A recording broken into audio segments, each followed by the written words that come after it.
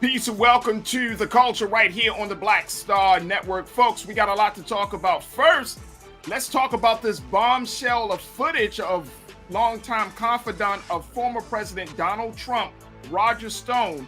There's footage of him for a documentary that shows that he was coordinating efforts to overturn the 2020 election and perhaps involved in the January 6th insurrection. All of this is on film. Also, folks, Tucker Carlson, Judge Ketanji Brown Jackson, and this idea of having proof of greatness. I'm going to break it down to you, but how insane and racist is this? We'll have that discussion. Also, later on, how employers around the country are tapping into a very, very deep part of you to get you to stay with them, and most importantly, to be satisfied. They want to know your love language. Will this change how work is done in this country? Will it change the culture of employee-employer relationships? We'll discuss the matter. So stay with us. All of that and a whole lot more on today's edition of The Culture right here on the Black Star Network. Let's go.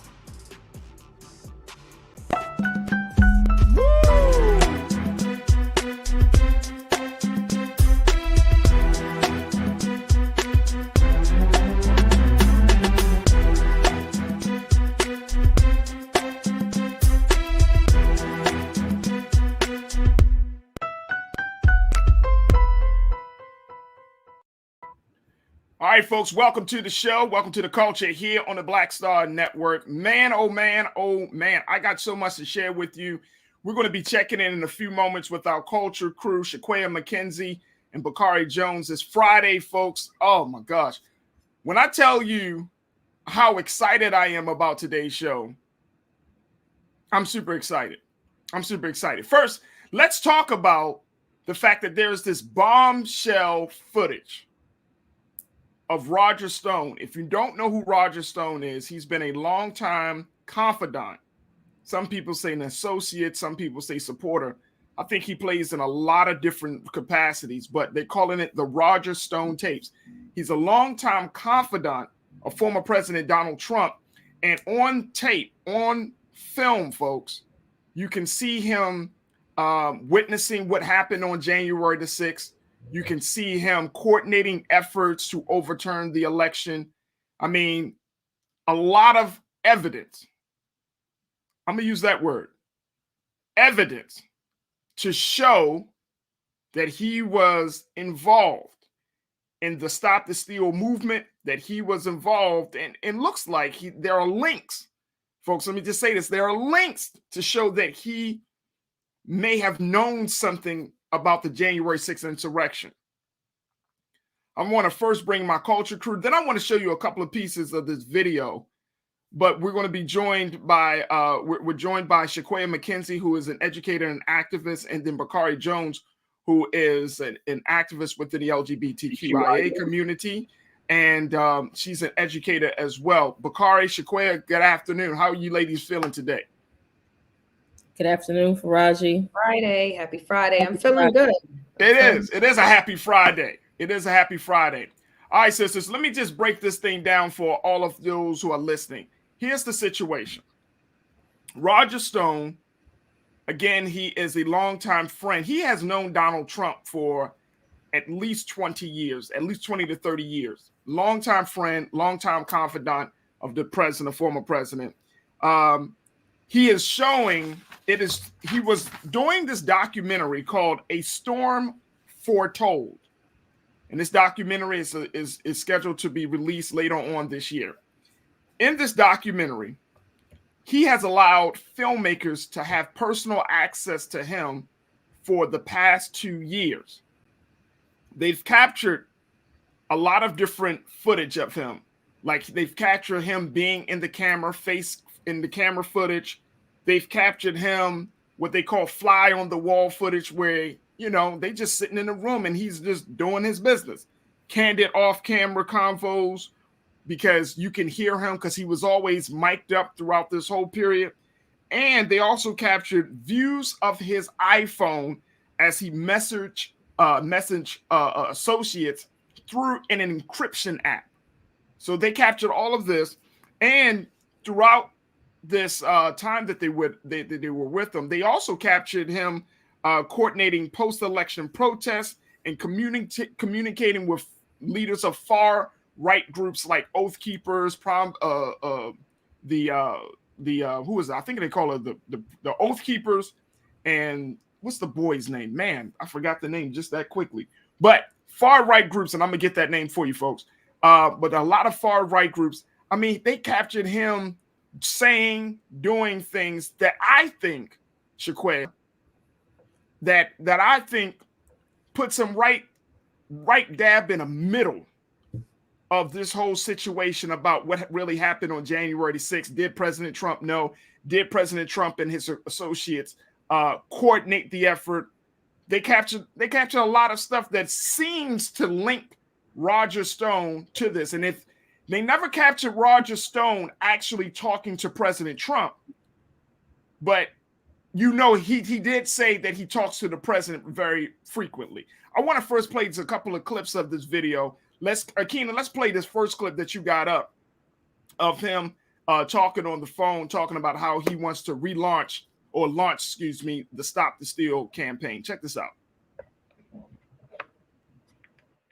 I would like you to just monitor the news for the most egregious examples of vote stealing of any type.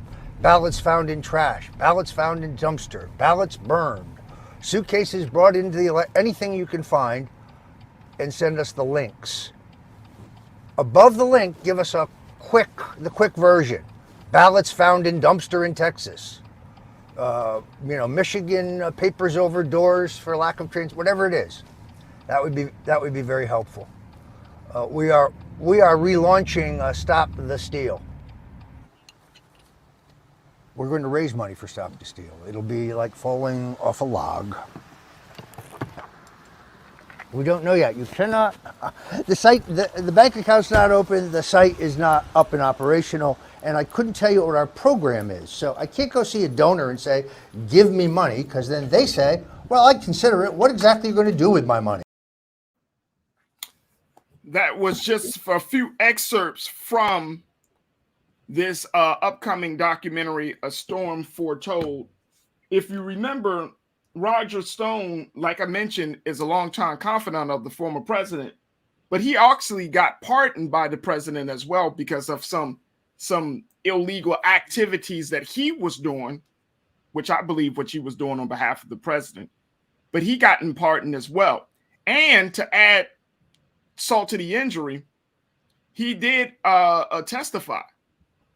He did do a deposition with the House committee back on December the 17th as they questioned him about his involvement with the January 6th insurrection, as well as his involvement with the overturning of the 2020 election. So he did do that. So this dude is like all up in the middle of the situation. But Shaquaya, I'm going to start with you. I mean, this right here, I feel like it's enough to say President Trump knew what was about to happen on January the 6th. He had his people coordinating things to make things happen so January the 6th and, of course, the ongoing big lie can be told. But I don't know if that's going to be enough. But what's your take on it, Shaquaya? Yeah, I mean, can you call out what is apparent? That Roger Stone is one of Trump's longtime henchmen, has always been willing to do illegal and legal things to ensure that he has the position of power and authority that he has, either through his business dealings and more recently, of course, through his political dealings. Yeah, we could say that. The evidence, though, is what is going to constitute any conviction of charges upon which he can't be pardoned in the future that could possibly take place. I'd be really interested in knowing if the committee or where the committee is in rendering any possible charges against Roger Stone. You know, what's really funny to me, and I have to emphasize that this is hilarious, right? That someone who was convicted of doing something illegal for the president, for him to become president, was convicted and pardoned by the president. And we have video footage of him continuing to do things of illicit nature to ensure that the president can remain in his presidency, that which he tried to overturn illegally. Yeah. I mean, like it's like we're watching the HBO. It's like The Sopranos, but like, you know, with I don't even know what to call this. It's just so ruthless. It's just so ridiculous that it makes if the judicial system was not locking up millions of people of color, I would think it was a joke, right? Right. Because it just makes no sense. But it makes perfect sense. How could you not assume, and not only looking at this footage, but predated to this footage coming out through the Washington Post report, any activity that, immediately, as soon as he was released from prison, Roger Stone was out advocating, campaigning. At first, I think Trump tried to keep a strong arm against him because he didn't want him to get too close while he was actually running for president.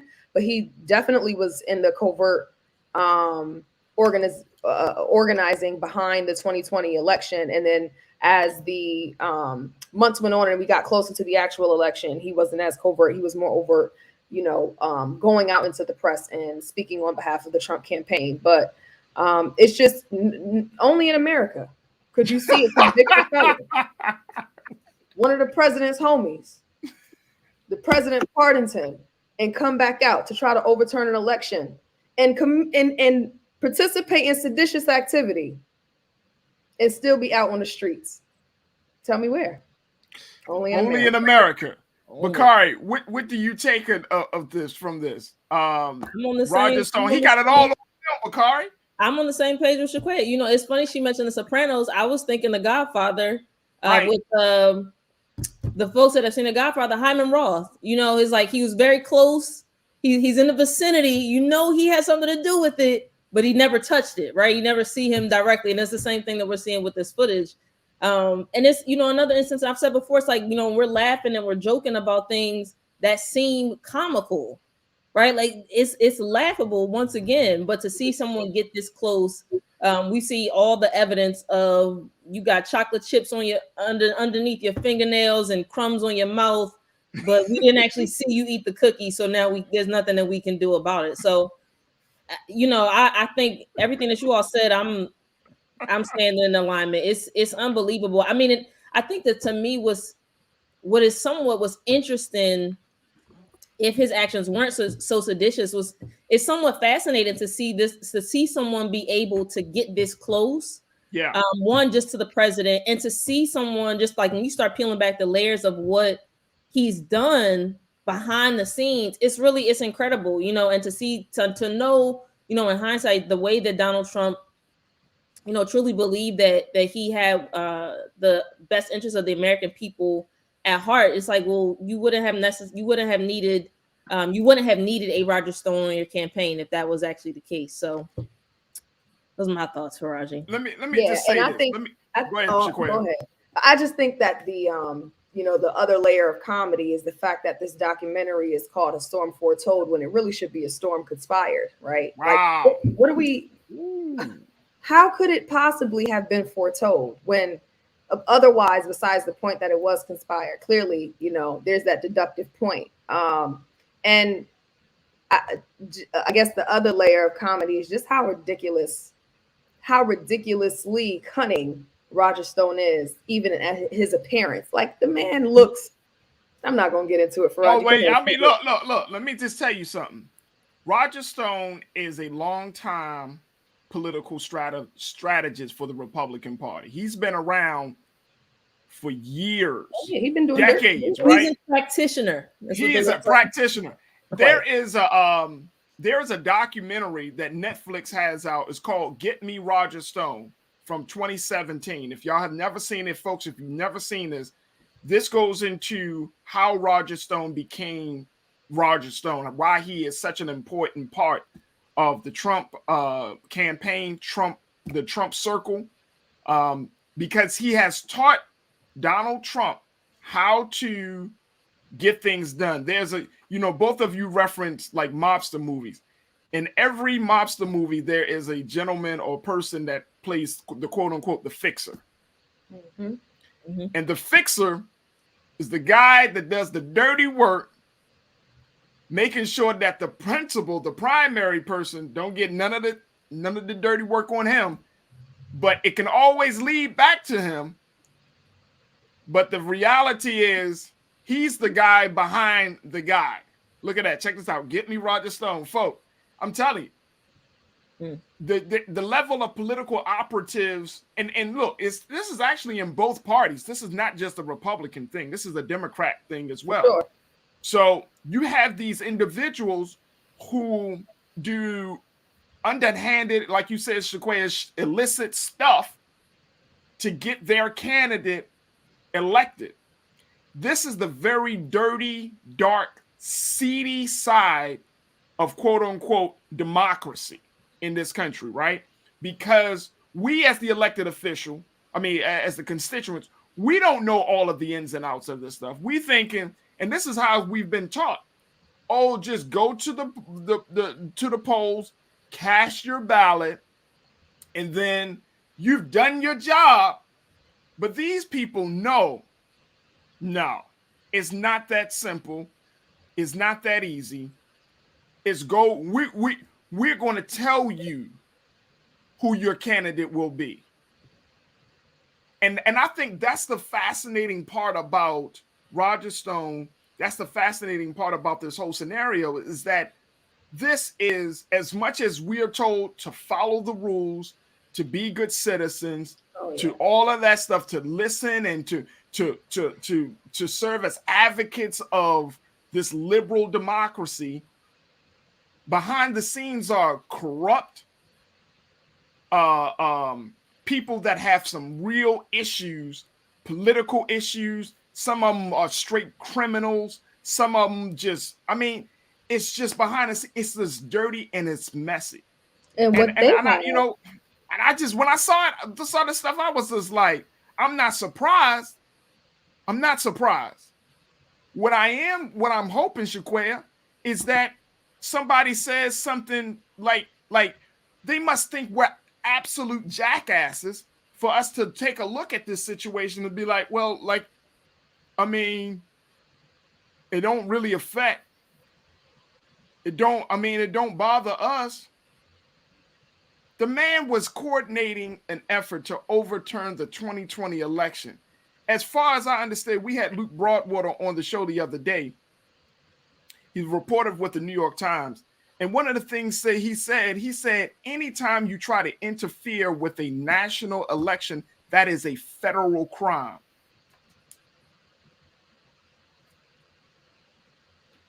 Why aren't these people in prison?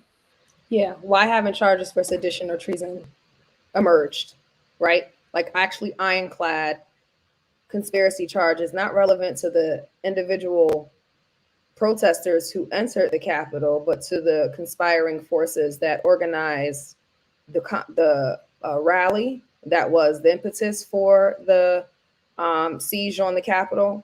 Why haven't there been more media talking points, if you will, that have emerged from the Democratic Party to make sure this maintains visibility in the eyes of the American public to understand? Because we very well know in our depending on where you stand in the political life and or your social awareness of what has happened from January 6th on, we're still pissed. We're still confused. We're still pressed to see some type of equitable justice done. I know some individuals have been charged, right? Like if you're knowledgeable about who's been about the range of cases that have been met with conviction. Yeah, there's some things that, but at most, I think this is my knowledge right now. Clearly, I don't know every single case, but I don't think anyone who stormed the Capitol, those individual protesters, have received more than 2 years in prison. If that might have been the longest term for individuals, and that's not, taking into consideration commutation that most likely will take place, right? They will not serve those full 2 years. I think most of the charges I've seen range within the sentencing of 6 to 18 months, right? And we see what happens in communities of color where people with nonviolent offenses, drug offenses, can serve upwards to 5 to 10 years in prison. And we're talking about changing the face of what is supposed to be the beacon of democracy in the world. It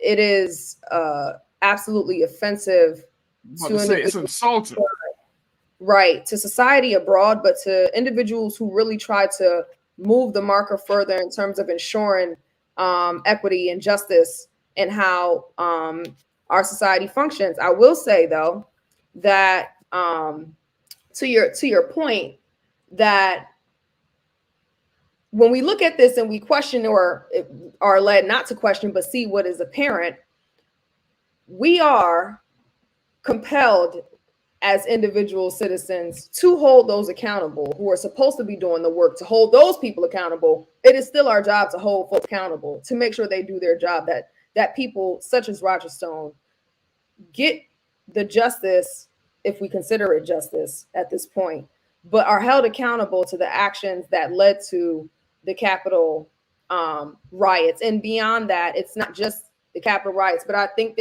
I'm sure there are federal investigations led by Attorney General Merrick Garland relevant to the fraudulent activity that has taken place with the Stop the Steal election and fundraising otherwise for these causes that had no merit to move forward. So you're taking money from people like we know, oh man, what's Trump's other Wrenchman with the acne, and I can't think of his name right now because he's such a he was the very first advisor. Jeez.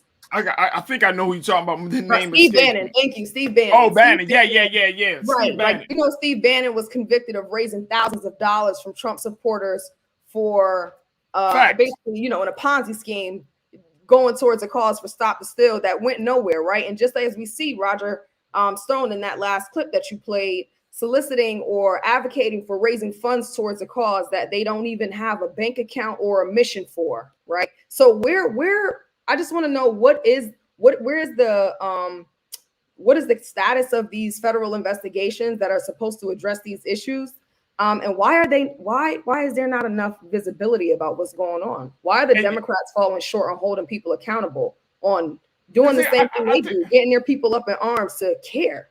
Shaquaya, because I think they're trying to play nice. I think they're just trying to play nice. I don't think they want to ruffle the feathers of. I mean, look, we know they're stupid. That's the stupid. Look, let me tell you something. The Democrats got to get their damn balls, man, and go hard in the paint against this situation, because you're losing people. You're really losing people. You losing not necessarily people from the values that the Democrats stand on, but you're losing members of the party. You're losing people from getting involved in elections. Certainly. And it's going to, and the corruption and injustice that we've been seeing is going to get so much that people are going to finally get to a place where they say, you know what? I don't care who is going to win. I don't care about this, just simply because y'all are not even speaking to my needs and to my interests and to my concerns. So who cares? I'm going to still live my life. Yeah, policy might come down to that's going to affect this part of my life or that part of my life. But at the end of the day, y'all ain't listen to us.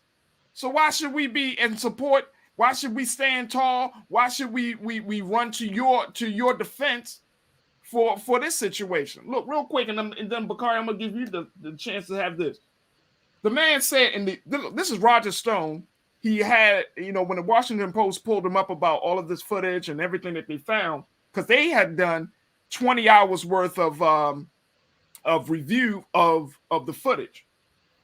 In response to the questions, he said in the email about his involvement with the January 6th riot, he said, quote, any claim, assertion, or implication that I knew about, was involved in, or condone the illegal acts at the Capitol on January 6th is categorically false, and there is no witness or document that proves otherwise.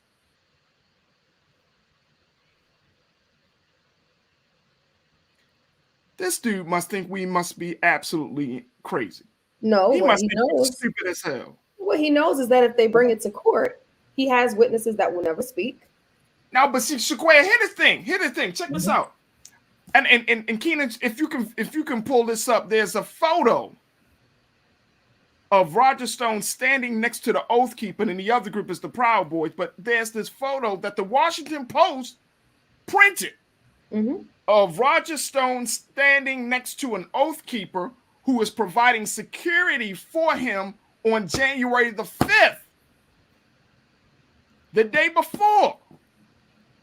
And then you're going to come out and say that you wasn't involved, any claim, assertion, or implication that you knew about what was going to happen on January the 6th is false, when you are standing next to a representative of one of the groups that coordinated, that implemented, that led the insurrection on January the 6th. You want us to believe that you did not know what was going to happen on January 6th? This ain't about January 6th. This is about the fact that you are insulting the intelligence of the people.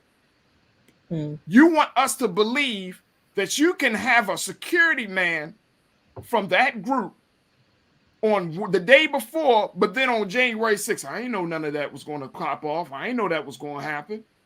Man, get the hell out of here with that, man. That's crazy. Look at this. I mean, you got people all around. You got people all around this man providing security. They got communications with him with leadership of Oath Keepers, Proud Boys, and other far right groups. Yet you didn't know that on January the 6th, they were going to walk down Washington and kick off something at the Capitol. You didn't know. Bakari, what's your take on this before we take a wrap? I guess my question, was like, what exactly does Mr. Stone have on former President Trump that allows him to move with such a level of confidence? I mean, anytime, I would be terrified to get sentenced to any time in prison, but there's a certain way that you move with a level of confidence when you know that even if you do get sentenced, it'll be commuted and pardoned. So that's just my question. What more does he know? What more does he have that, maybe in the next documentary, I don't know, that may come out that allows him to move with such a level of confidence? Because to me, this is just the tip of the iceberg.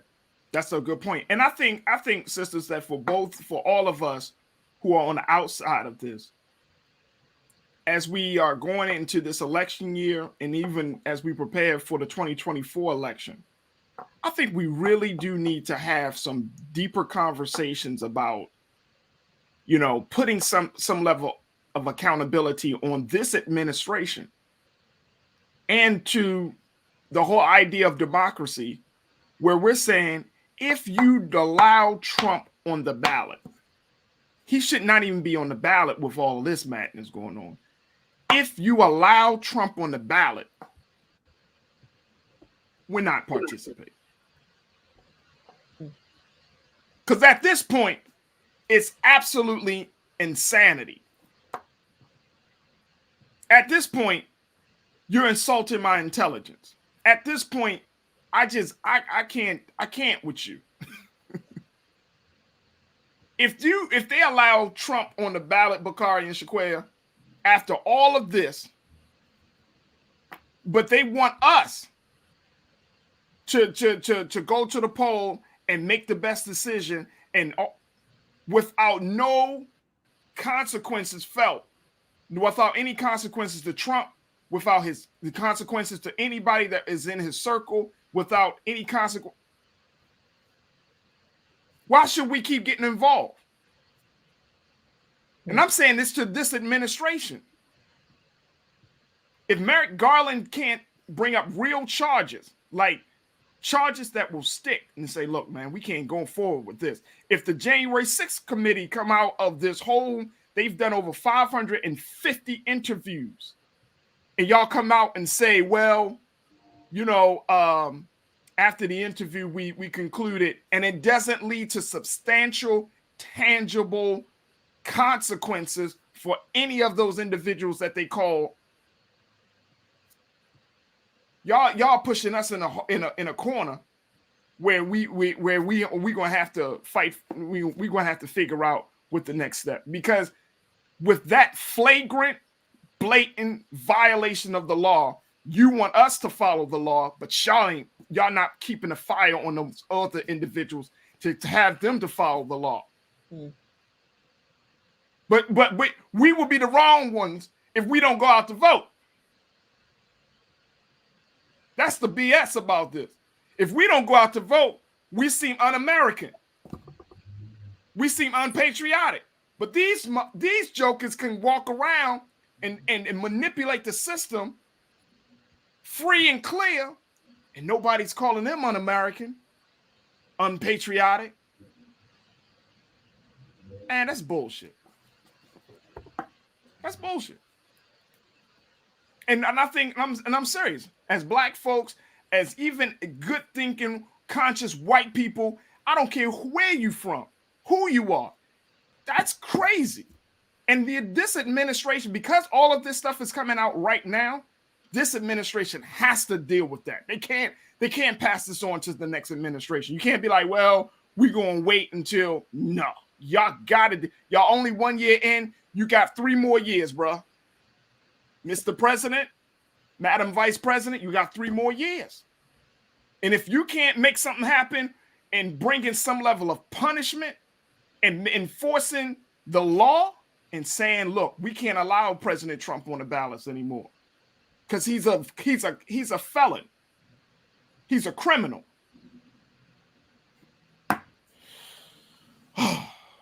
Pisses me off, man. It's the hypocrisy pisses me off. Shaquan, final thought, and then we're going to wrap up. What's your take on it? The truth is that law is complicit in allowing all of this to be possible.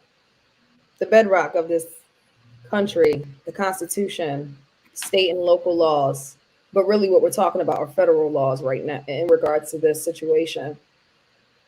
They're designed to support the complicit nature of underhanded politics and authority and power of white men, rich white men specifically. And until we really undercut that and lay out what is law, what is working and what is not, then I don't think there will be much remedy to these types of instances. And we will be in this, running this gamut of whether we as a people, albeit whether you identify by political party, race, ethnicity, socioeconomic status, for whatever you identify as, if the system is not working for you, we have to render what is the best way forward. Yeah. Which we previously talked about in different episodes, like political parties and all these things that have been at hand and in discussion for decades. But we're really going to have to move forward with some action in determining what is best for us. There it is. The Democratic Party, as you said, has to grip the cojones. We got to get some work done. That's what it is. Let me just share with you very quickly some of the comments that we've gotten. Janae said, look, Farajii, I appreciate your outrage.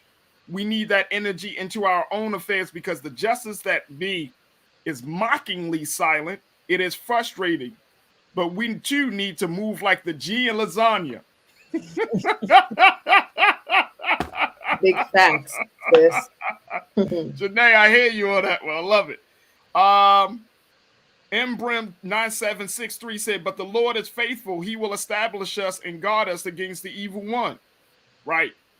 Amen. Danita checked in and said, hypocrisy at its best.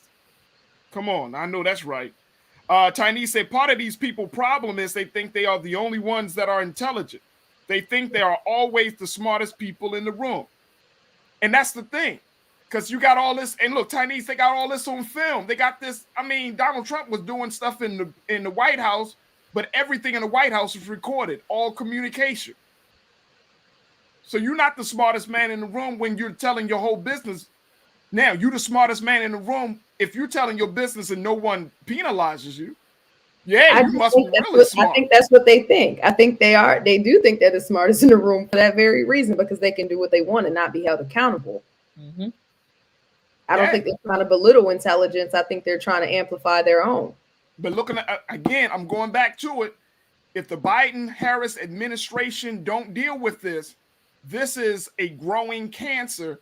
I'm telling you, anything related to Trump from this point forward, we already knew about how it's already dealt with since he came into President Biden got into office. But anything related to Trump from this point forward, this administration is going to have to deal with it.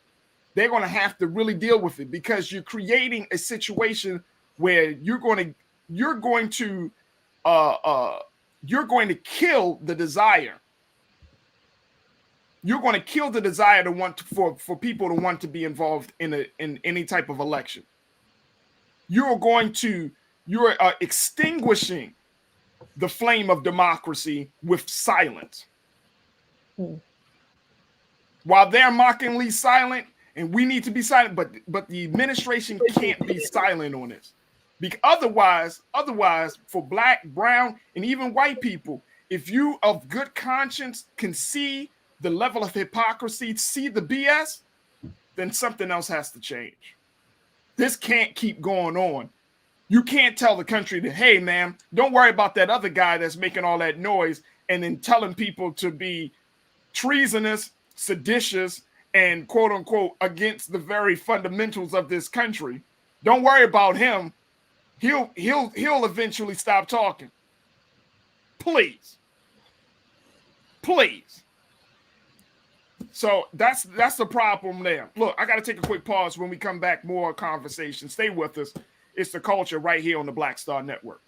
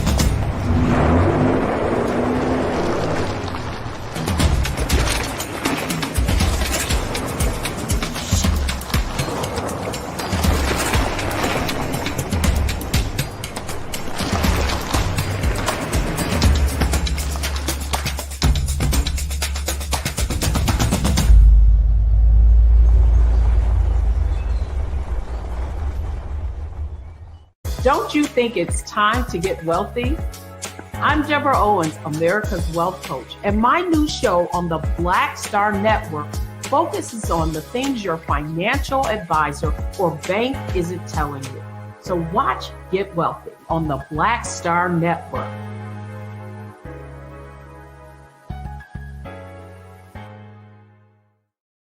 Pull up a chair, take your seat. The Black Tape with me, Dr. Greg Carr, here on the Black Star Network. Every week, we'll take a deeper dive into the world we're living in. Join the conversation only on the Black Star Network.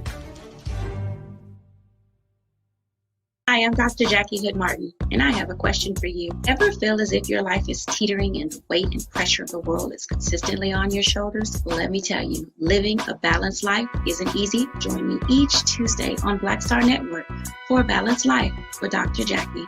We'll laugh together, cry together, pull ourselves together, and cheer each other on. So join me for new shows each Tuesday on Black Star Network, A Balanced Life with Dr. Jackie.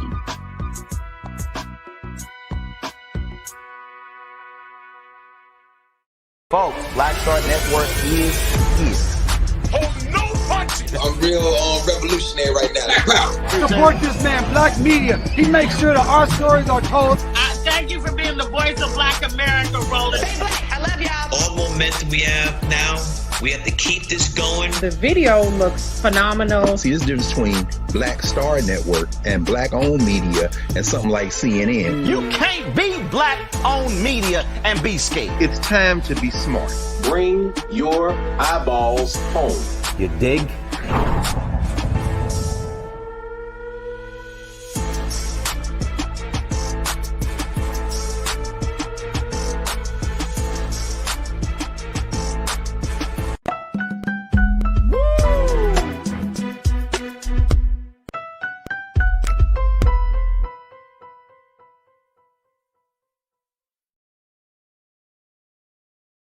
All right, folks, welcome back. This next conversation that I think we need to have is just, it kind of goes in alignment with what we were just talking about. It's just this level of, I mean, just white, it's not white grievance, but it's this level of white supremacy that continues to be a real poison. And I'm talking about Tucker Carlson, and his calling for the LSAT scores of federal judge Ketanji Brown Jackson.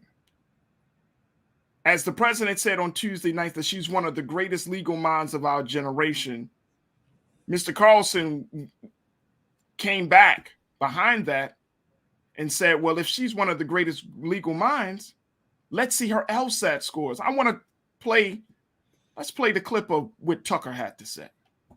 So it might be time for Joe Biden to let us know what Ketanji Brown Jackson's LSAT score was. What did she do in the LSATs? Why wouldn't he tell us that? That would settle the question conclusively as to whether she's a once-in-a-generation legal talent, the next learned hand. It would seem like Americans in a democracy have a right to know that and much more before giving her a lifetime appointment, but we didn't hear that.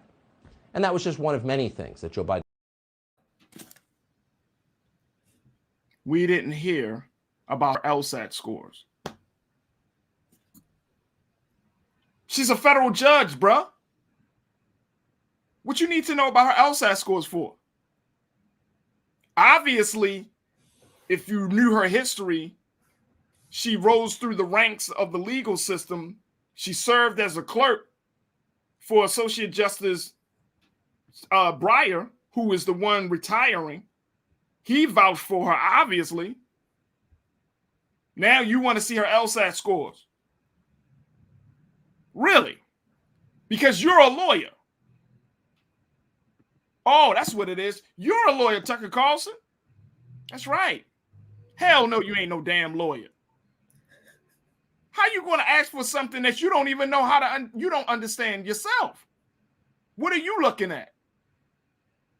What is the basis for the request? Oh, I see.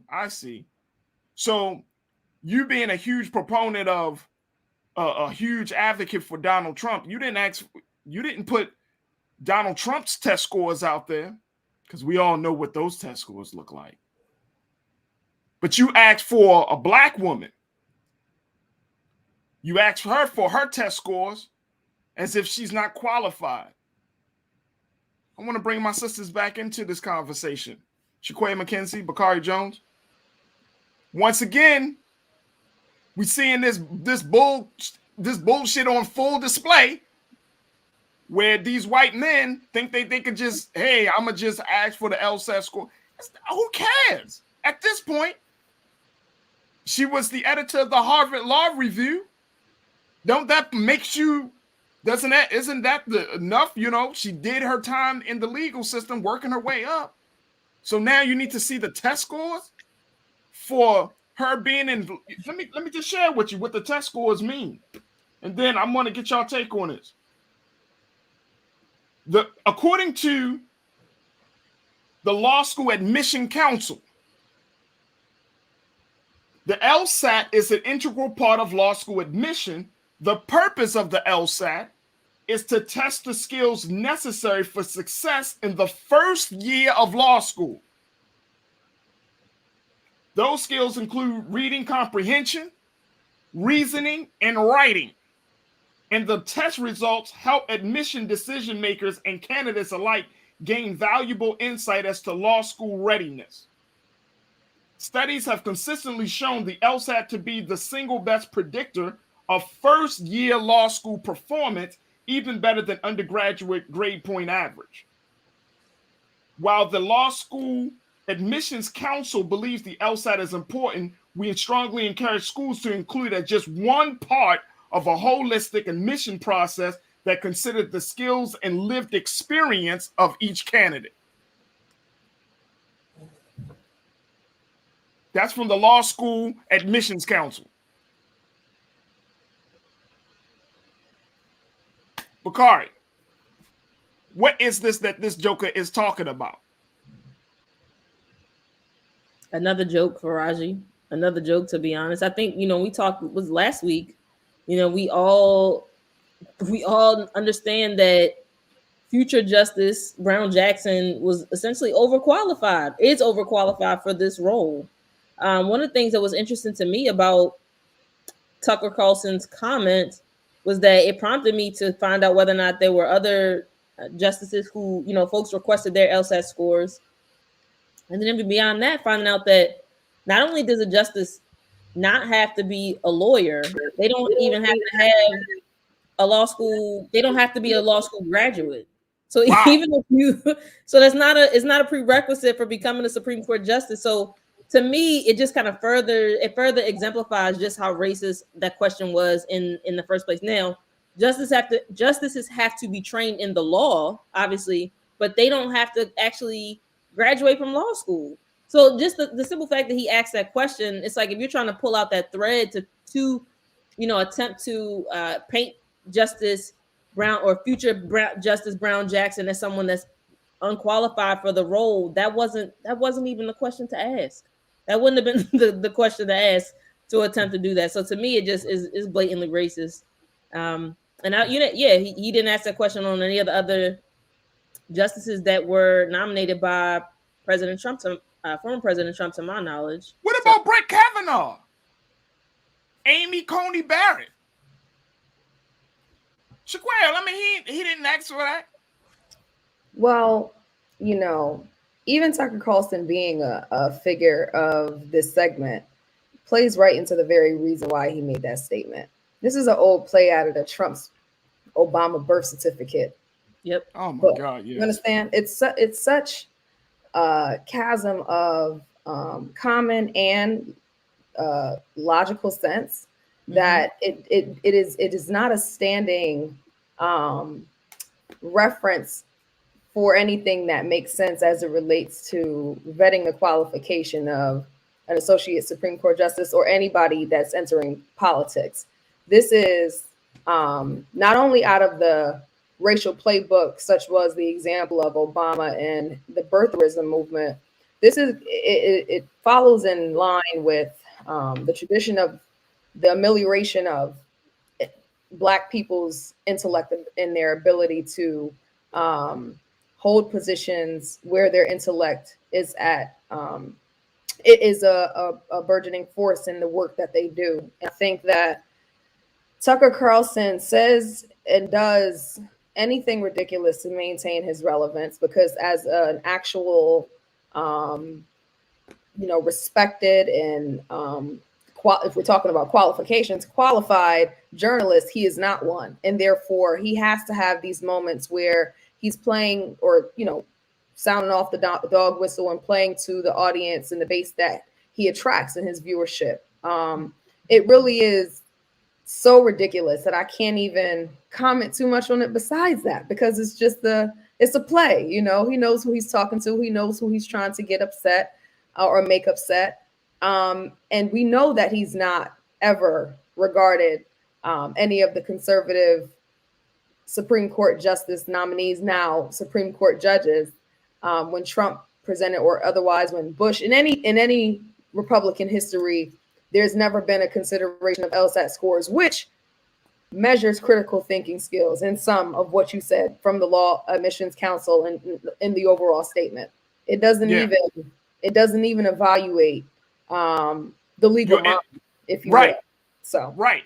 It doesn't say this is what like LSAT is used as the determining factor for you to become a lawyer. It's just helps you to helps folks to understand how you think, how you reason, how you interpret, right? And it's done at the first year of law school.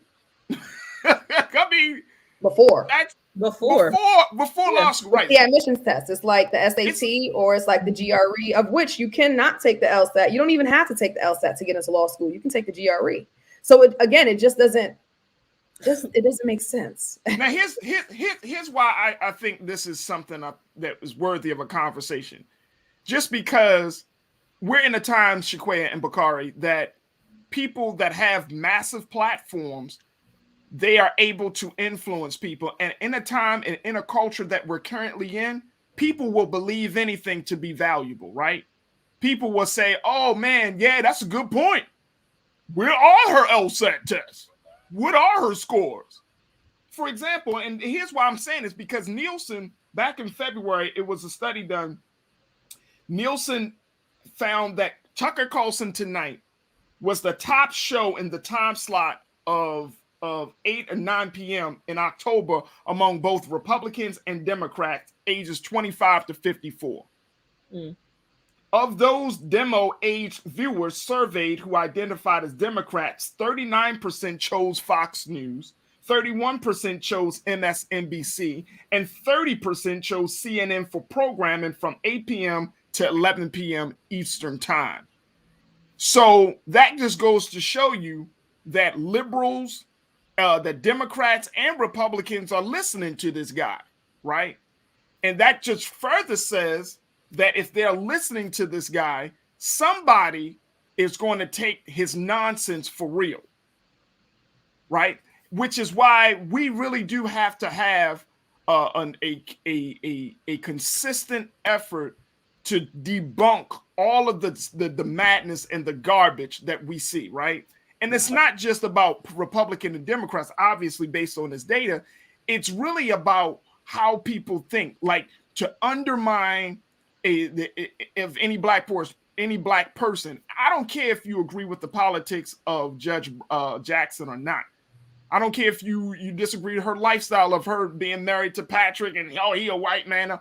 I'm saying that this part of the conversation is about how oftentimes when we as black people get in a position of power and influence and authority, there's always someone to try to undermine that in any capacity. There's always someone to throw the seed of doubt and suspicion into the air or into the ground to try to disrupt our view of that person as being qualified, intelligent, great. There's always somebody like that. There's always, and then we've seen this, whether you're in corporate America, the nonprofit or government sector, wherever, every time when, and this is unfortunate, and this is a result of white supremacy, there's always white people that every time you reach a certain level, then they got to move the goalpost even further. Oh, what about this? It happens to us all the time. And we as a people break our necks trying to keep up. We try to keep up, Bakari. Yeah. At the expense of our own sanity, and we try to keep up at the expense of our own dignity. We don't have to entertain that madness anymore. This is 2022. I don't have to keep proving myself to a joker like you anymore. Those days are done, buddy. Those days are done. I got more degrees, I got more intelligence, and I'm further along in the process than you are. I don't have to prove the damn thing to you, bro. Bakari, what's your take? Well, I mean, I was gonna say, in addition to the things that you listed out, it also impacts our financial stability. You know, one of the other articles from the Griot mentioned that there's a $1 million ad campaign urging the Senate to quickly confirm the nominee. All right, we got to play that. I just $1 million, and I just want to I just had to highlight that when I'm like, it's one thing to have an ad, right? So the ad campaign ultimately seeks to influence the Senate, right? Then influence constituents to then influence their respective senators, but $1 million, and so it's like, is this in response? I don't think it's directly in response to Tucker Carlson's comment. But I think to Shaquaya's point, it's just distraction, right? It's like clickbait, essentially, just trying to take us off target, and it's unfortunate. It's really unfortunate to see. So when I just saw the dollar amount associated with it, it's like how the finance, the resources that are again extracted from our community to be able to try to sway folks to do something that is right. It's just the time in history where we are right there. And again, we haven't seen this with any other Supreme Court nominee that has come down to this. And so I agree with what you said, Farajii. Again, she's overqualified, and it's unfortunate that this is what we are seeing unfold. And I want us to just keep in mind that again, this is bigger than just her personal lifestyle, her personal politics, and personal choices. I'm saying that we need to always come to the defense of each other when we see white supremacy rearing its ugly head. That we just can't throw each other to the wolves because we don't agree with the way a person lived their life, right? At the end of the day, there has to be a different precedent that has to be set. Keenan, can you I do want to play that ad that you talked about, Bakari. And it was an ad featuring prominent Black women, and it should be in that same piece that you pulled up that for Tucker Carlson, Keenan. But in that ad, it features prominent Black women who are working in various fields and various capacities. But the thing is that we can't allow people to just beat up on any part or any member of the community and think it's okay to get away with. I mean, especially for something of this magnitude, Shaquaya. We can't just say, oh, okay, yeah. No, yeah, I don't think we ever have. I think when there's just outrageous questions or not questions, but claims to trying to challenge a person's legitimate qualification or ability to render authority with the qualification they have, I think that it is incumbent and it is a visceral reaction from our community to defend and protect each other from these outrageous claims. What I love about this, about Tucker Carlson's attempt, is that she is so qualified that they can only reach back and ask about something she did almost 30, 40 years ago. You know what I'm saying? Like, you're not, they didn't, I thought my perception upon, accepting that she was going to be the nominee was that, oh, okay, the first thing they're going to try to attack is her ruling and opinion on cases that involve Trump or the Trump administration. Clearly, smooth target, those your folks, hold your folks down, talk your mess. But she's so qualified, even on her rulings of that, they can't touch that. They have to make some ridiculous, irrelevant, or I'm not going to say they, but he and whoever okayed his script, they have to reach so far back that they can't blemish her record of distinguishment, and it's just a joke. It literally is a Twitter joke. Yep. Yeah. I mean, and not just is it just a joke, it's again going back to my favorite word. This is gonna be my word today, y'all. I'm insulted. This is 2022. And we have to, I truly believe that we have to get to be more offensive rather than defensive. Like we too many times do people hurl all types of just madness at us, right? BS at us only. And then we got to get into defense mode. We got to, oh my gosh, I got to, we got to say this, or we got to put out a statement, or we got to do this. No, we don't. Baby. No. This is 2022. We should be, throwing them. Just like throwing them. Like, hey, you got next, and we throwing it at you. Oh, you want some? Let's go. You know what I'm saying? We Oprah Winfrey out there. You get some. You get some. You know what I'm saying? Like we can't allow people to just come in, disrupt any level of Black excellence, any level of Black achievement, any level of progress that we're striving to make in this country because of their fear, because of their grievance, because they feel like they're going to lose something. That's their insecurity. Their insecurity. You mentioned Farajii. I just got to say, you mentioned, I think twice so far this afternoon, white supremacy. And I just want to add the myth of in front of that as we move forward in our conversations, because it's that myth of white supremacy that I think ultimately has them shook, that leads to the behavior that we're witnessing right now in our time. Absolutely. I want to play this ad. Bakari, you talked about it. We got it. I want to play this ad of Black women showing their support for Judge Ketanji Brown Jackson. Check it out.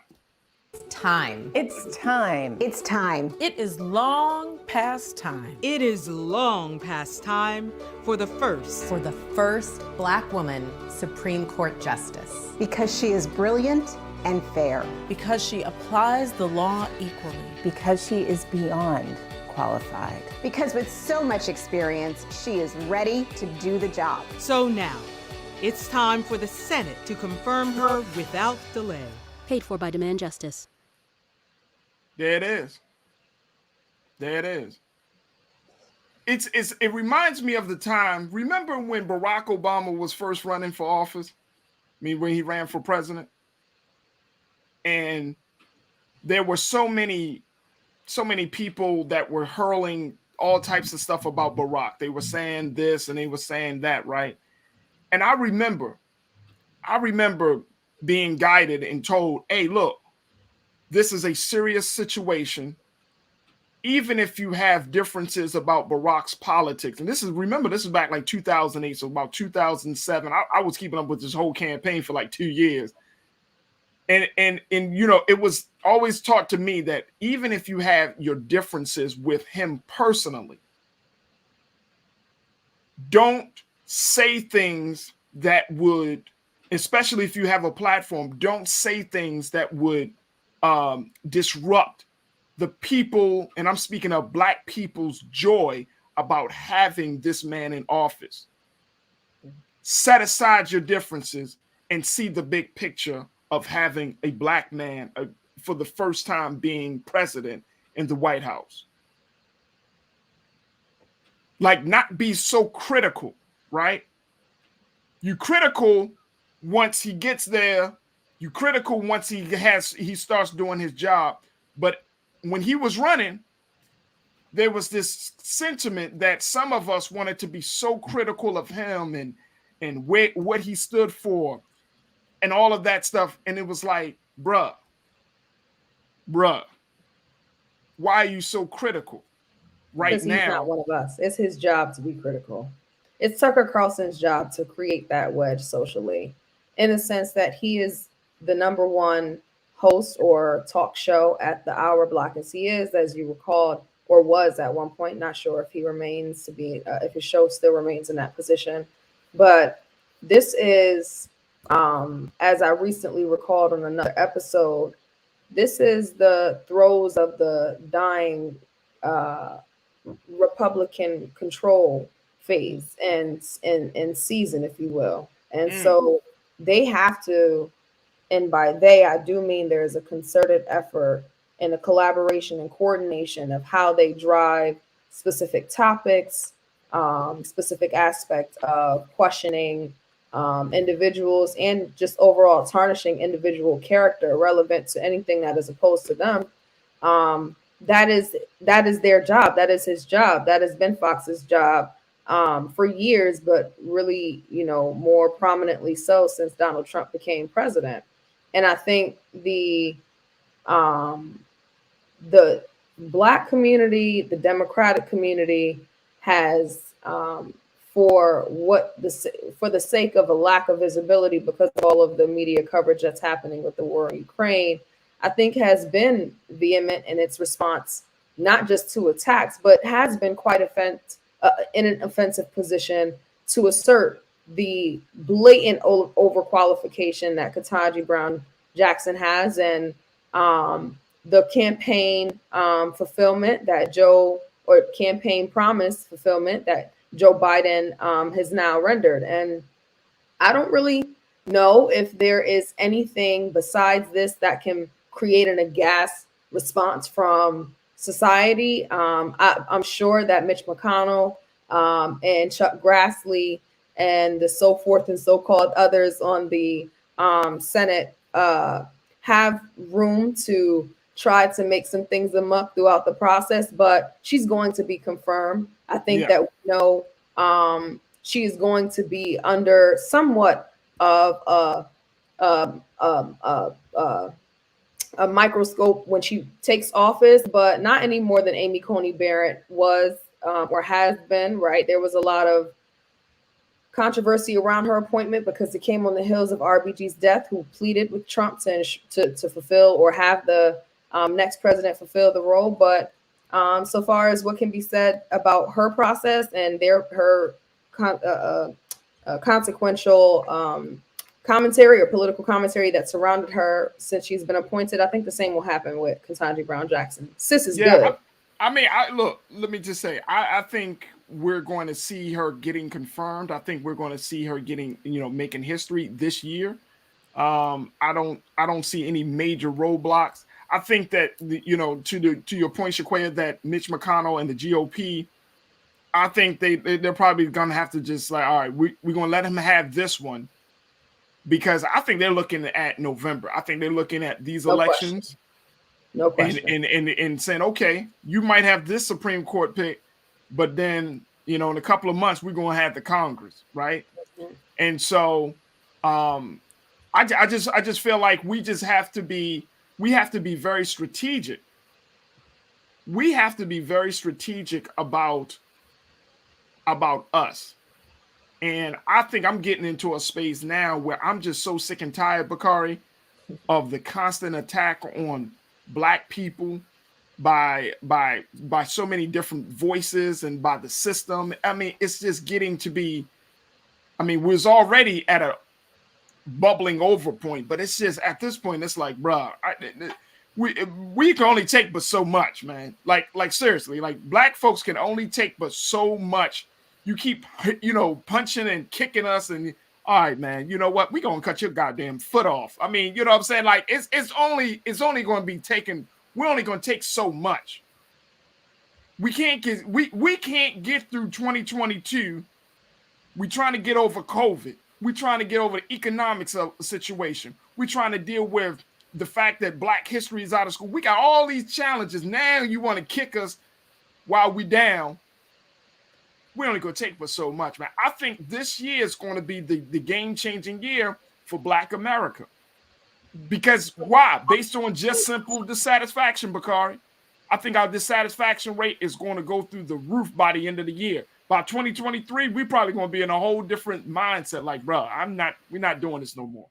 We're not playing no more, business as usual. No more, we just going to go along to get along. All of that shit is dead at this point. I agree.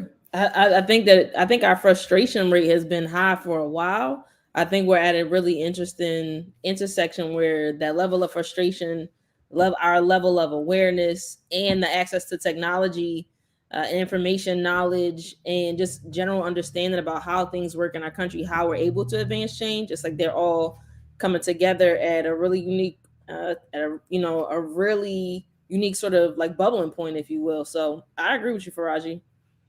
I mean, I'm wondering if we're going to see, not if we're going to see, Shaquaya and Bakari, I really hope that it is us as the next generation leading the charge.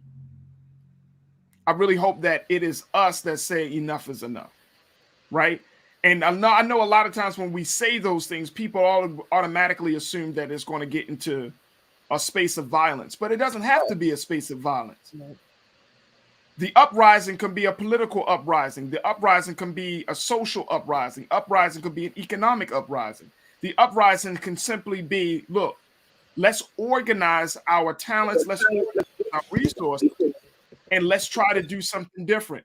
That's where I'm at right now. I want to organize. I want to help to create, and this is what this purpose of this platform is going to be, to bring those voices, especially for the next generation, to bring those voices on and say, look, we're not the same.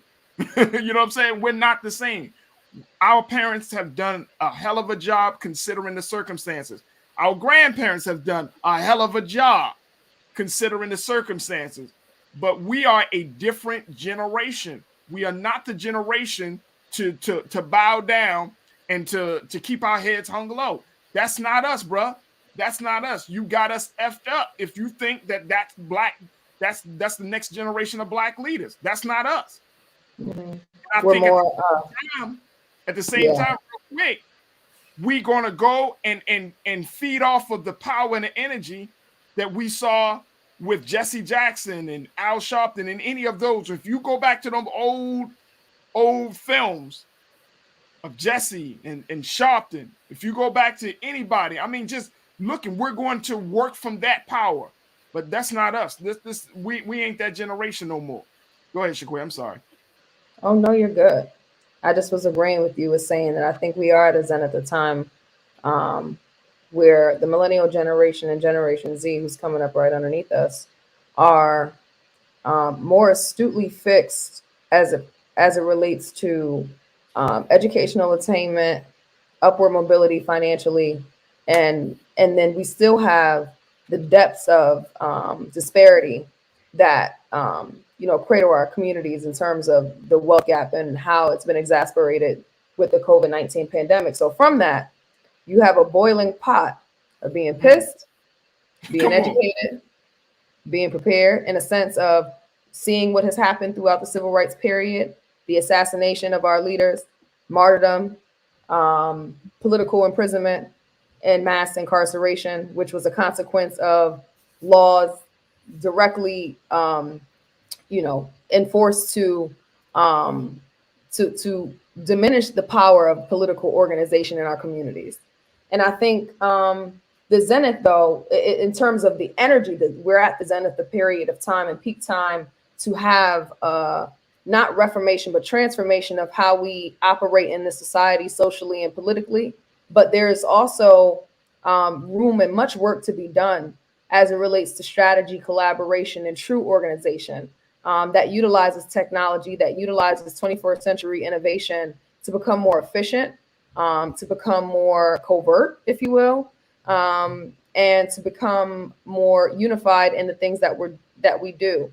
I do believe that we are more Malcolm towards the end of his life than we are, not the nonviolent Martin that is often evoked at us, trying to assuage our rage and our fury. But I think there's a lot more work to be done to study and understand what was successful in the grips of the civil rights movement relevant to economic boycott, and also what was successful with Malcolm X and the Black Panther Party in terms of not militarizing, but having our own force and again, strategy and collaboration in how we organize our communities and protect our communities. Yeah. There's a lot of work to be done. There's a lot of study to be had, but I do think we're at a pivotal point for our generation, and we are going to take up physical and literal arms if need be. Let me tell you, we don't have no choice at this point. If after watching this, well, you know what? I'm gonna hold my thoughts. I gotta take a quick pause. When we come back, we're gonna continue the conversation. So stay with us, folks. We got still a lot left in today's conversation right here on The Culture, only on the Black Star Network. We'll be right back.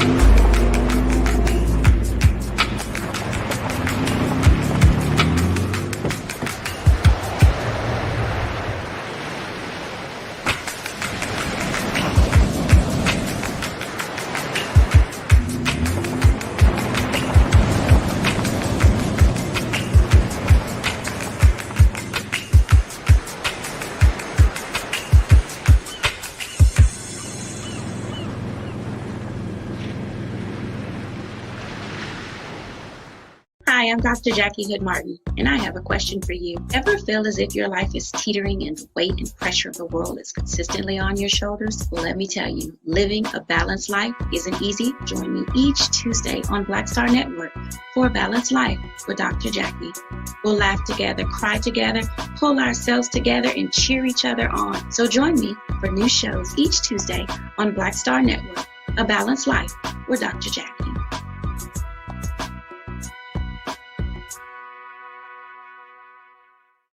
Pull up a chair, take your seat. The Black Tape with me, Dr. Greg Carr, here on the Black Star Network. Every week, we'll take a deeper dive into the world we're living in. Join the conversation only on the Black Star Network.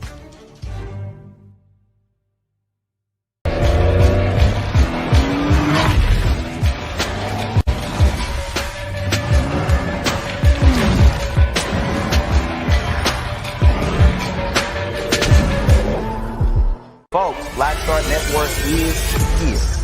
Oh, no punches! I'm real revolutionary right now. Support this man, Black Media. He makes sure that our stories are told. Thank you for being the voice of Black America, Roland. Stay black. I love y'all. All momentum we have now, we have to keep this going. The video looks phenomenal. See, there's a difference between Black Star Network and black-owned media and something like CNN. You can't be black-owned media and be scared. It's time to be smart. Bring your eyeballs home. You dig?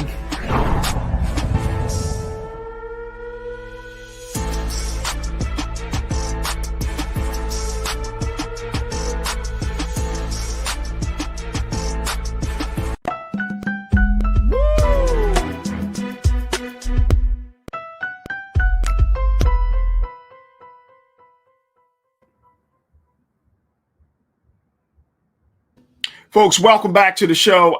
We've been talking a little bit about some of the big stories around political stories. We've been having a conversation about Tucker Carlson, the Fox News commentator who called for the LSAT scores for federal judge Ketanji Brown Jackson, and not just talking about that particular situation, but what that particular scenario truly represents in the larger scheme of things, that we are at this point where we are tired of constantly trying to prove our greatness, tired of constantly trying to explain ourselves to people that don't deserve it. We're tired of it. I'm tired of it. I'm tired of Black people being put in a position where we have to once again, so coalesce or really submit ourselves, acquiesce to someone's request because they felt like, you know what, I have the authority to demand something from you. Mm-hmm.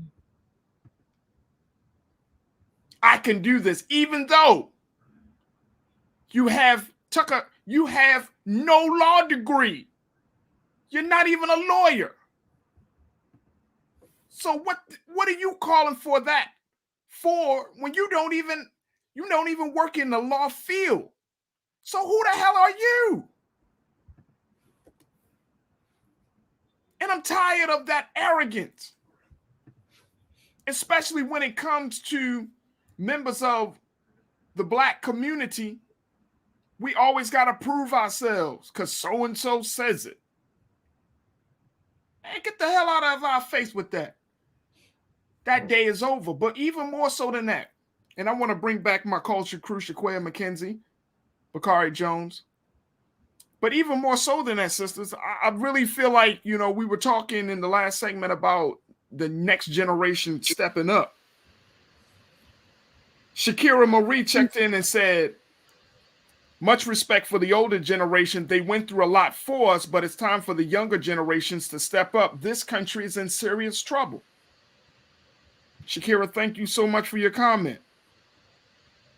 Emma checked in and says, look, just ignore all the noises and keep going. Don't have to justify anything. Just call them out whenever they're ignorant, but don't let it frustrate you. They just want to piss us off. Well, they pissed us off. And it's not just about Tucker Carlson, because I don't give a damn about Tucker Carlson. It's just about the audacity, caucasity, or the caucasity. The caucasity of you even thinking that your demand or your request or I have a right to know. But we don't have the audacity. We can't speak like that, right? Well, that's changed today. But I want to get back to that point, though, Shaquay and Bakari, that y'all both were making about this next generation. And Shakira hit it right on the nose. This country is in serious trouble. Black youth can serve as the key. The next generation, we can serve as the key to unlocking a new future, a new destiny, not just for the Black community, but for the whole country. I truly, truly believe that. And how we will do it is through organizing and strategizing and coming to a place where we say, you know what, we've had enough of the BS coming from both parties. We've had enough of the BS coming from any system, whether it's law enforcement, education, social, healthcare. We've had enough. I mean, we have to start to take fate into our own hands. We don't have the liberty to keep waiting on a mystery god or for a Superman or for some magical situation to happen to change the course of our lives in this country. We just don't have the liberty for that. Shaquay, you and I have children. And at this point, what are we leaving for them if they see that the country that they're a part of is falling down around them when they get to that age? And the question that I always think about when I think my son is 8 years old, so he asks me a lot of questions now. So I know this question is coming. Dad, when all this stuff was happening, what were you doing? Mm-hmm. What were you doing, Dad, when this was going on, with that was going on? And it's a hell of a thing to tell your children, I wasn't involved, son. I wasn't involved. I just focused on getting money and just putting food on the table. Well, that's going to happen. I mean, that's a natural thing. We're going to do that. But when he asks about what the child is really asking, Shaquay, is, did you give yourself up to a cause bigger than you? Did you see beyond your personal to see the collective? That's what I hear when a child asks, where were you? Shaquay, what's your take? I'm in complete agreement.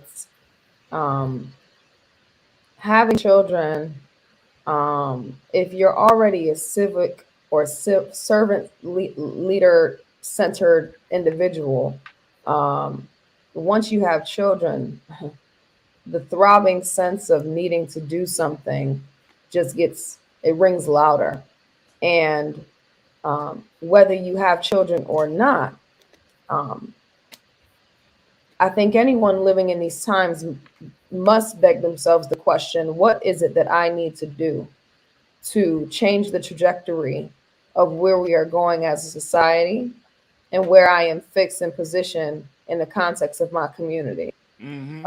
Recently, I don't know if this has just been like priming, because sometimes, when you see something or you hear something, not necessarily for the first time, but indefinitely when you hear it for the first time, then you start to see it or hear it everywhere. And it was interesting after our conversation last week with our sister who came on, the author of Reclaiming Your Community, and spoke about, urban revitalization and being able to build our communities into the beacons of hope that we hope they serve to be, rather than moving out and feeling like we need to find upward mobility by uprooting ourselves. I've been seeing different conversations take place on different platforms. And there has been this argument that in these conversations I've been hearing Black people in particular say, we want to position people so that they can move out of bad neighborhoods, so that they can get to better places in life, be able to put their kids in better schools. And every time I hear these types of arguments, it is just so frustrating, because if everybody moves up out of the bad neighborhood, then who's left? Right? Everybody in a bad neighborhood isn't bad. And I'm making this macro to micro and saying that example that we have to really start thinking about as a community, as a Black community, whether you're poor to middle class, as urban communities, whether you're mixed demographically, racially, we are all living in America, and we are all going to face the consequences of the systems that have historically served some people more than others. And where we are at a transformational point in being able to redetermine how it operates for the betterment of the whole society. And I want to be able to say, you know, in the face of burnout, frustration, pain, trauma, I want to be able to say in the face of that, like, we've got to do the work. But there is a lot of personal and collective healing that we have to do concurrently while we're strategizing and working, because otherwise we do kind of have that relapse where we're not able to fully push forward on the frontier and gain the momentum that we need to be able to change things legislatively and be able to change things systemically. I think the question that we also must beg of ourselves as young people is, how do we learn from the elders? How do we take in the wisdom that they have acquired and that they have so rightfully earned through their own strife and trial and attempt of making this society work better for us? So intergenerational, intercultural, interdenominational learning has to be something that we prioritize, right? Rather than detract from, or we cannot further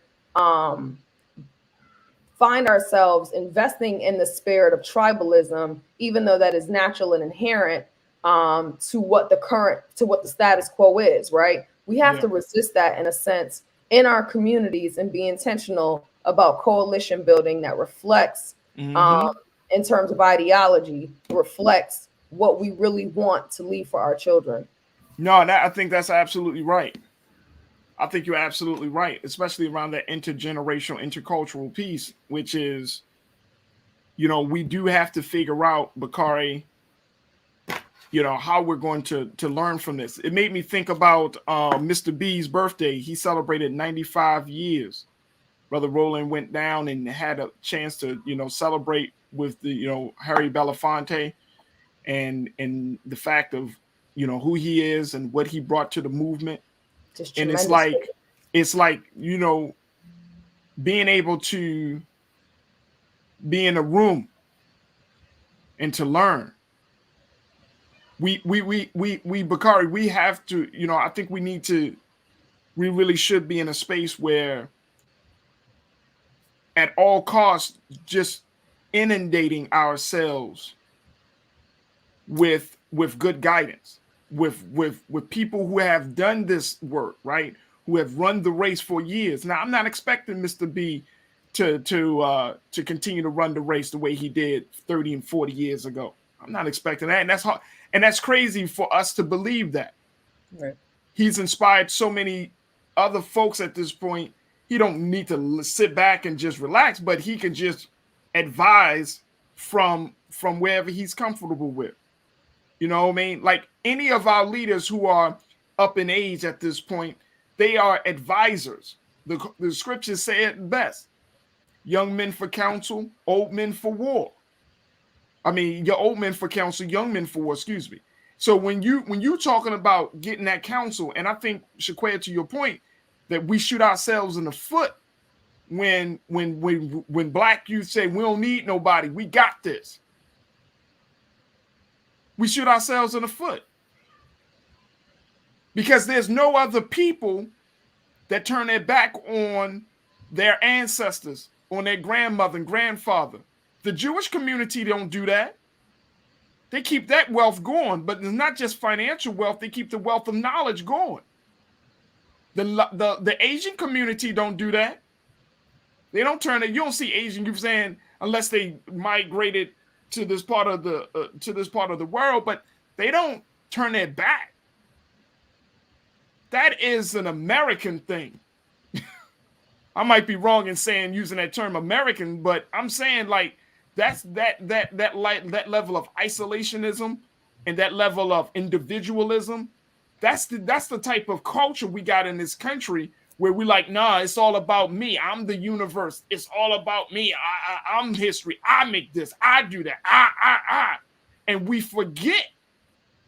The culture will make us forget that we actually stand because somebody else stood. Bakari? I mean, once again, we the amen corner for each other on here. I agree. I think we're in an interesting place again because I think it is American, that sense of individuality that we have. I do think it's something that's to an extent uniquely American. I think it's like further exacerbated by the amount of technology and the access that we have to technology. I think it creates a greater sense of individuality or perceived individuality because of, we have talked about this before, but right, the use of social media, the impact of social media on our culture.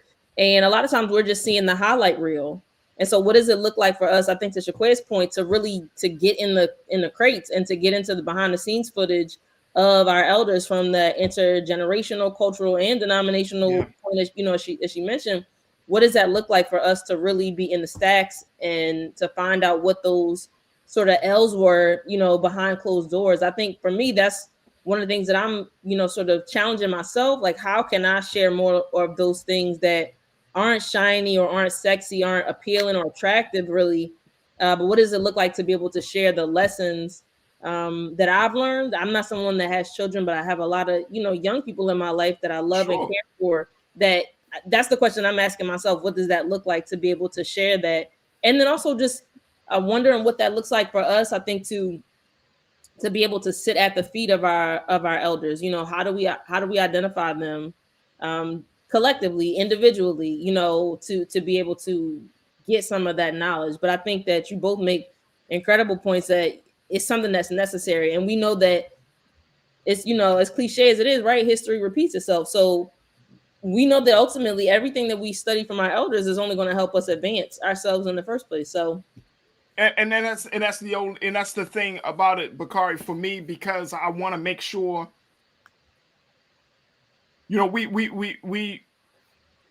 we can do so much if we stand together, right? It feels like if we have the opportunity to bring people together, if we have the opportunity to use our platform responsibly to enlighten and to empower, if we have the opportunity to impact the culture in any way positively, we should take it. We should take it. At this point, we have so many serious things, and I'm looking at just some of the comments from our watchers on our YouTube chat. And let me just tell you, folks, people, and based upon our watchers, from Donita Jackson, Stephanie Travis, Nisa 1971, my man Sports Actuary, Carl Rock, all of these folks, everybody knows that this time that we currently have right now is so critical that we're at a make or break point for our people. Shaquaya, we're really literally at a make or break point for our people.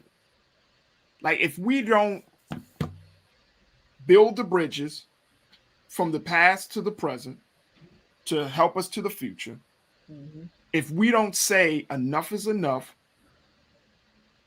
if we don't, one of our watchers said something, I thought this was so good. I'm gonna try to go to this really, really quickly.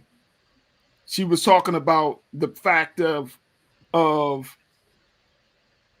we can talk about having faith in God, but faith is an action word that requires us to do something, not just sit around. And at this point, I want that active faith. Mm-hmm. Faith by works. Right. I want my faith to be wrapped up not in the words that I use. Yes, that's a part of it. But the real faith is to go out and to put in some work, to do something that's going to change and improve the quality of life for somebody. And at this point, we can't just have a couple of lives impacted. We have to have multiple lives impacted, Shaquaya. This thing has to, because the time is getting to a point now. We just don't have enough time. We don't have the liberty to say, hey, man, we'll just kind of put this to the back burner. In 2022, we're dealing with all of these issues as a community, as a generation. We're dealing with all of these things as a people. We don't have the liberty to say, I'm going to wait, or let's put that, let's hold off on that and let's focus on this. You know, when I saw the State of the Union from the president, it really like hit me like, man, this dude really didn't, I'm not going to disrespect the office and say this dude, but the president really didn't speak to us. Honestly, a lot of his talking points were very repetitive. It's what we've heard from 2020 on upward in terms of the campaign. I mean, whoever's Biden's speechwriter is just, I don't want to disrespect whomever those individuals are, but man, they need somebody to come in and break it up, because it's very repetitive, very docile toned, and I just to get back to your point of thinking about this being a crucial and climactic point in our history, or in our present, but looking at history and where we are now, this is a very critical time in terms of being active towards progressive change. I think the pandemic was an impediment to our ability to physically organize, and therefore there lacked innovation about how to really succinctly organize in a way where people were not burnt out through technology. I think we have an amazing opportunity with everything opening up right now, and being able to get into physical spaces, or being able to canvas, or being able to organize among our faith-based organizations, and raise these conversations up with the level of a sense of urgency. I don't know personally, because it is not my sense, that the younger generation takes as seriously as the millennial generation. And when I say younger, I just mean those who are positioned in adulthood right now, millennial to underneath the baby boomer, millennial to Gen Z. Yeah. I get a sense that there's a convoluted notion of what should be a priority for Black people, also because they are more interculturally involved and aware.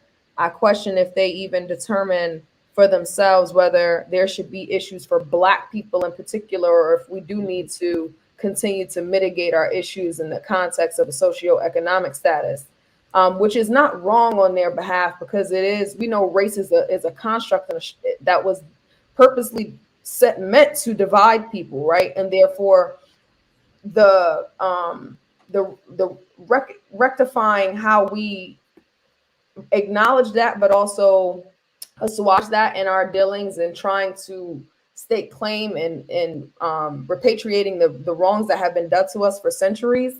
There needs to be a lot of work of that. And honestly, to Bakari's point, because of technology, I just think there's so much distraction.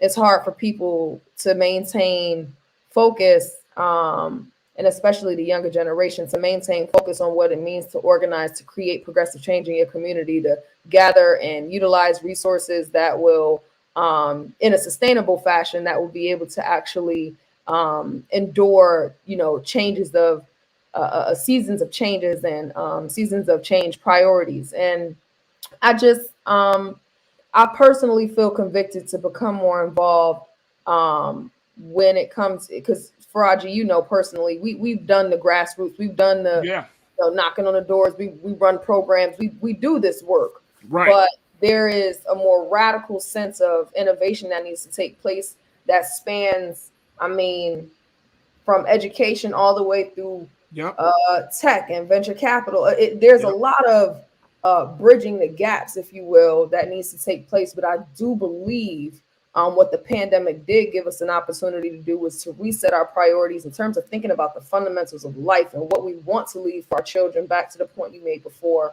And I think people who maybe had been a little bit more hyper fixed on their individual position in society are now more concerned about the collective position of people of color in society. And we're going to take advantage of this time. I certainly feel it around the people who are around me, and I hope that this is a sentiment that's shared across the nation. I think it is. I mean, we know the George Floyd and Breonna Taylor and Ahmaud Arbery protest didn't happen out of thin air. That was organizing. So there's something that themes of the work we're doing that's going to further fill in the tapestry of the way ahead. Absolutely. Absolutely. Ladies, I'm going to stop it there. I know we were a little bit off of our script. My producer's like, I know she's probably like, what in the world? We had a lot of other stories to talk about, but sometimes when the spirit hits you like this, you know, that's the beauty of this show. When the spirit hits you, you just go along with it. And I just wanted us to have at least this part of the conversation. It's unscripted, it's raw, and it's real. I mean, everything that I said, I truly believe in, folks. I'm not going to just say anything out of my mouth to create a reaction. I truly believe in this. So I want to thank both of you sisters for joining us. Bakari Jones, who is an activist. She works with the various communities, and she's been doing a fantastic work. So thank you again, Bakari, for joining us today. And then Shaquaya McKenzie, who is an educator and activist. I mean, two brilliant women. I love having deep conversations with, and you know, God willing, we'll be seeing each other next week. But just know we are going to move forward on some of these ideas that we shared today. So thank you again so much for joining me. Thank you. Absolutely. Always. Folks, I want to end today's show. I had something in my mind around, you know, what I would say to you to close out today. You know, I have what we call the last word, right? So, you know, every Friday we try to get in a word that summarizes all the things that we've talked about over the past week. And I had a word in mind, actually. I did have a word in mind, and I was going to kind of expound on this idea, but then it just hit me. It kept being said just in this conversation today. Time. It's time. And I want to share something that one of our watchers, Brims 9763, said that this resonated with me. And so many of you are putting comments into the YouTube chat that, I mean, I'm really thinking about. But Embrim said, for everything, there is a season, a time to cry and a time to laugh, a time to mourn and a time to dance, a time to be humble and a time to speak out and fight for what's right, for justice. Now is the time. I love that. Thank you, Embrim 9763. We are in a place right now, folks. I was taught, the scriptures say, in the Holy Quran, it says, by the time surely man is at loss. That if you don't know what time it is, then your actions will not bear fruit. We are at a time right now, a very serious and critical time in our juncture as a Black community, but we are at a very serious and critical time as a country. Black, white, Asian, Latino, Native American. We're at a very serious time. And now we have to start to work in accordance with the time. Otherwise, we'll find that you can be working. You ever had a situation where you were working hard, but it was out of time. It was out of season. And therefore, it didn't bear the fruit that you were hoping. We're at this time now where I feel like we've been doing a lot of work, putting in a lot of effort, but it's not bearing fruit because it's not the right time. What is the time that we should be in right now? Thinking back to all of the conversations that we've had on this show over this week, the time that I'm thinking is that we need to have a much different, harder conversation, first within ourselves and then with other people around us, about how we should move forward in this country, whether it's socially or economically, whether it's educationally or politically. But there has to be a different conversation because the time is calling for us to now respond differently. The time is calling for us to not just to just sit on the sidelines and hoping and wishing upon a star that things will change. The time is calling for us to be the change that we are praying for. That's what time it is.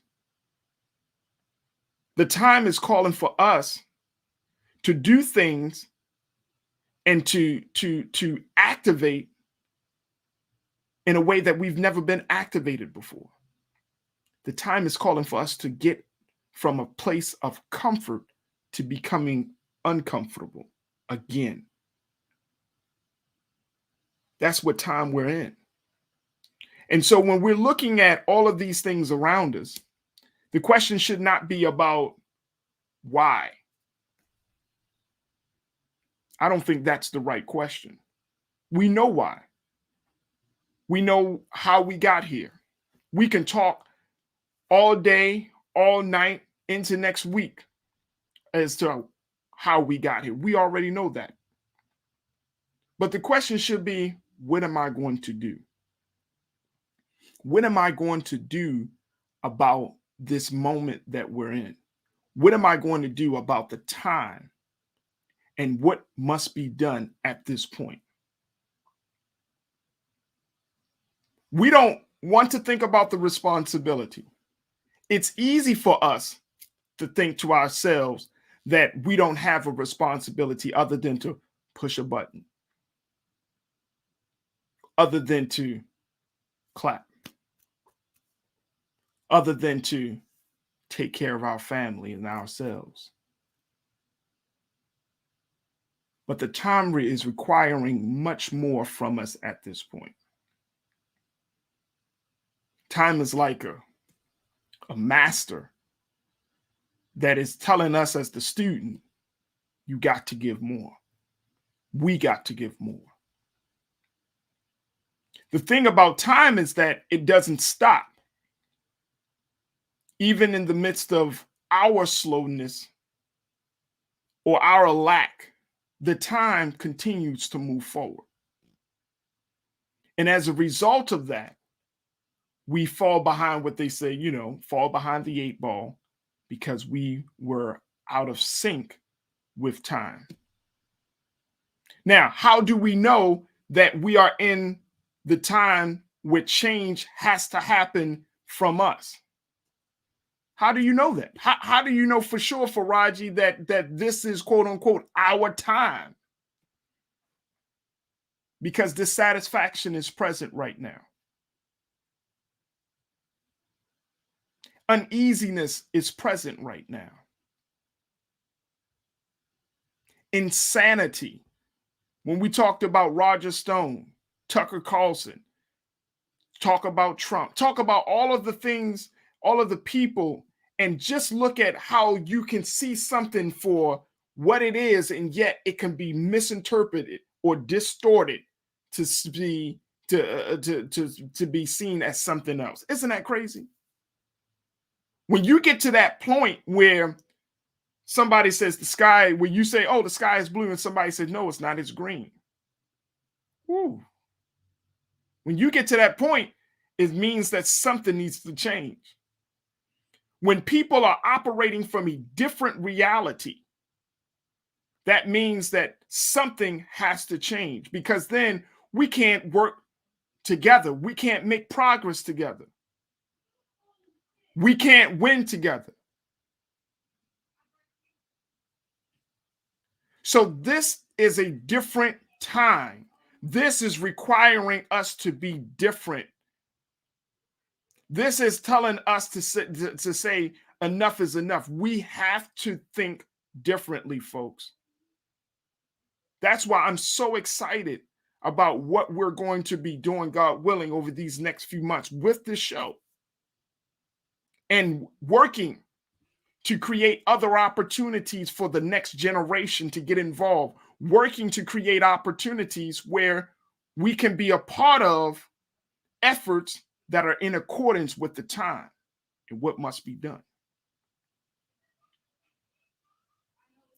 This is our country. This is our birthplace. And I just truly believe, folks, I truly, truly believe, and as I said it the other day, that the best patriots are those who can speak truth to power. The best patriots are those who can call out the injustice, right?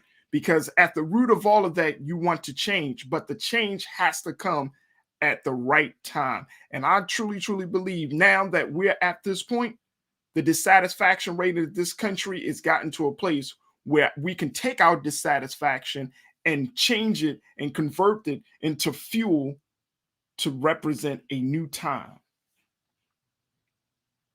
I truly believe that. So I really, really do hope and pray that you really enjoyed the conversations, that you didn't get upset with us for kind of straying off the script a little bit, to just having a deeper conversation about where we are and how we think. But it's going to happen sometimes, and it needs to happen. Because I didn't do this, and I'm not doing this because I just want to entertain. I'm working from a different place. I'm doing this because I know it's time for us to change. And I hope and pray that you believe the same thing too. So I thank each and every one of you for being a part of the conversation. I thank you for the support. I thank you for tuning into these discussions every day. So many of you have already been doing that, and we're going to continue to work on it. But trust and believe the culture is going to be at the forefront of making sure that our efforts are not going to be in vain. We're going to be at the forefront to making sure that our voices are going to be heard, and we're going to be at the forefront to making sure that we're going to do things in accordance with time to yield the best fruit for our labor.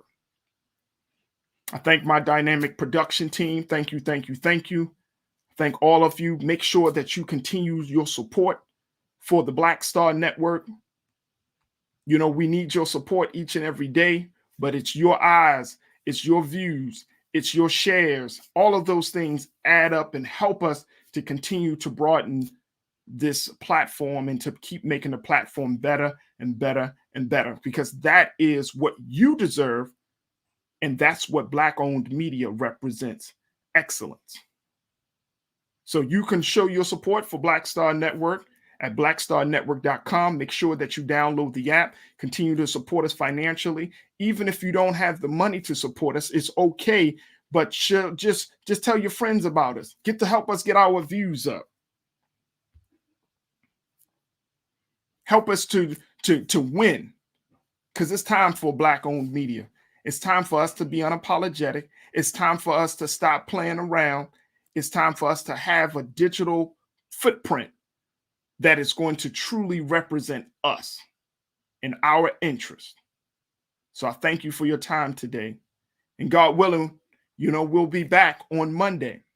Stay tuned at the 6 o'clock hour. Of course, you know, my big brother, Roland Martin, with Roland Martin Unfiltered. And as always, never be afraid to challenge what's wrong. Stand for what's right while being yourself in the process. I look forward to talking to you on Monday for another exciting edition of The Culture right here on the Black Star Network. Peace.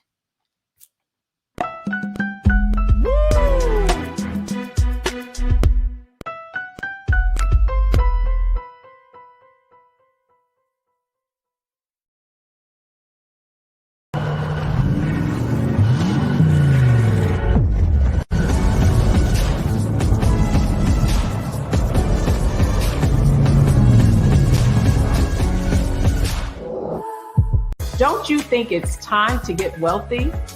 I'm Deborah Owens, America's Wealth Coach, and my new show on the Black Star Network focuses on the things your financial advisor or bank isn't telling you. So watch Get Wealthy on the Black Star Network.